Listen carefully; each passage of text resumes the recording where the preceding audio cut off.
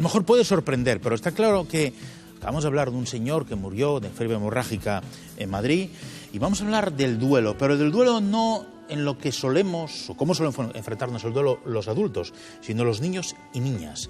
Querida Raquel Baeza, psicóloga del Centro Médico, como siempre me siento aquí, pero estas sillas las carga el demonio, siempre subo bajo. Bueno, vamos a ponernos serios porque, claro, hablar de duelo cuando una persona es adulta suele asimilarlo, cuesta mucho. Pero claro, a un menor de edad, ¿cómo suele afectar el duelo a esos niños y niñas?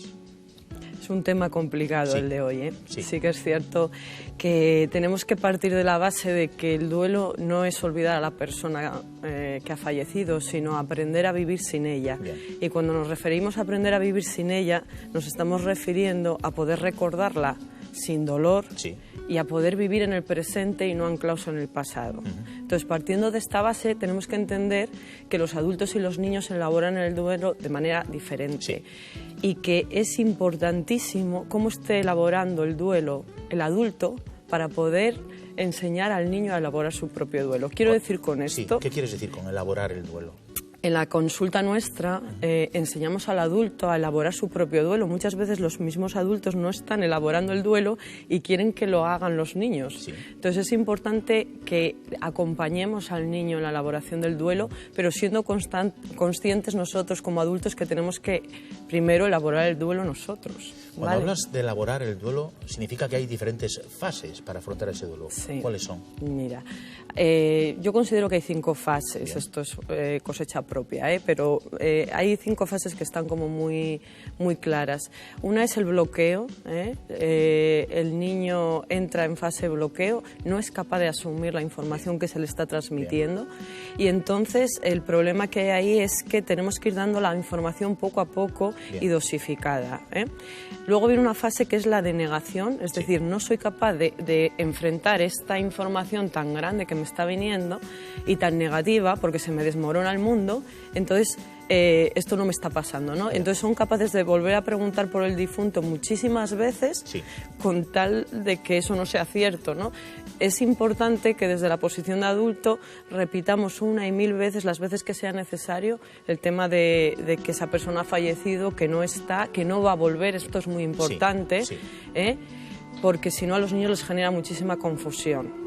Luego hay una fase que es la de explosión de las emociones, que es un desorden emocional brutal, que el niño pasa, entonces, por ejemplo, aparece la culpabilidad, se sienten culpables ellos, si no hubiese desobedecido tanto a mi mamá no le hubiese pasado esto, culpan al otro progenitor por no haber cuidado lo suficiente al otro, o simplemente por no estar informados, culpan a los hermanos por llevar otro ritmo de duelo. Existe la culpa en muchos aspectos, tristeza, sí, se sienten tristes, decaídos, apáticos, es como que están ausentes. Sí. También pasan por un periodo de rabia, rabia con todo el mundo, en general es como un montón de emociones. Regresión, por ejemplo, en los más pequeños está mucho la regresión, vuelven como a la etapa que les daba seguridad. Es muy normal que un niño que caminaba de repente le veamos gateando de nuevo.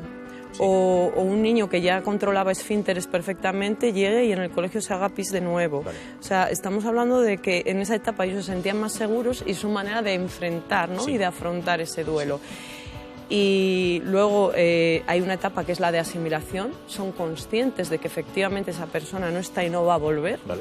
Y por último la resolución, es cuando soy capaz de dar un sitio en el corazón a esa persona, soy capaz de hablar de esa persona, sí, pero sin sufrir. Esta sería un poco la elaboración completa del duelo.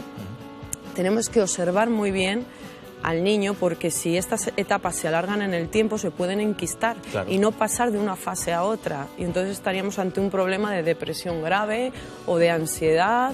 Bueno. ¿Es recomendable que cualquier persona que nos esté viendo, que tenga un fallecimiento y tenga niños que tenga que comunicar, se acerque a un especialista, como es tu caso, para que les indique cuáles van a ser esas fases y cuál puede ser la mejor manera de pasar de fase a fase para que no se enquiste? Sí, de hecho, bueno, es habitual, ¿no?, que haya personas que les ha fallecido un ser querido. Yo he tenido abuelos o he tenido padres que la madre ha fallecido y me han preguntado, me han consultado esto en consulta, porque les viene bien tener las herramientas de cómo enfrentar esto, porque tenemos que tener en cuenta la edad evolutiva del niño. O sea, quiero decir, no vamos a trabajar igual con bebés que con niños de 10, 11 años. Entonces, esa parte, dependiendo de la etapa en la que estemos, se va a hablar del tema muerte de maneras muy diferentes. Si quieres te comento un poquito por encima. No.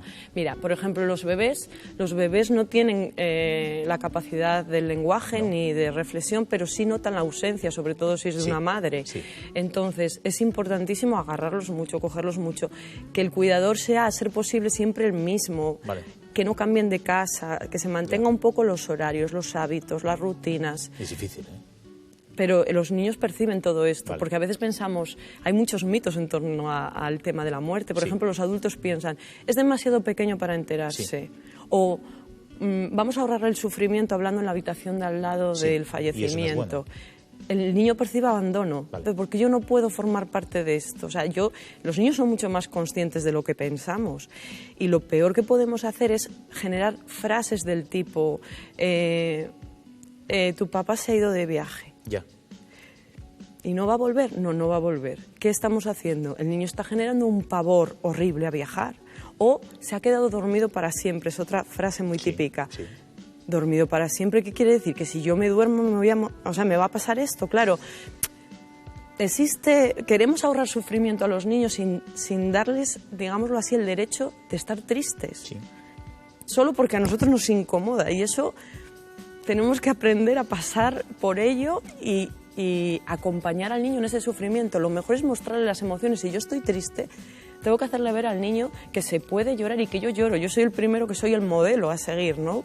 Y el niño va a hacer con lo que vea. Si yo veo que esa persona adulta siempre intenta no llorar delante de mí, yo voy a percibir que llorar está mal. Sí. Raquel, que no te estoy interrumpiendo nada, porque realmente el tema es tan sumamente fuerte o duro, que realmente prefiero escucharte y que nos des unas recomendaciones. Lo que acabas de decir, esas frases típicas, se ha ido de viaje, no volverá nunca, se duerme para siempre, son frases que solemos usar y no nos damos cuenta de eso, que los niños, niñas de casa son en efecto reflejo de nosotros mismos. Nuestras emociones, tensiones, dudas, también ellos las padecen.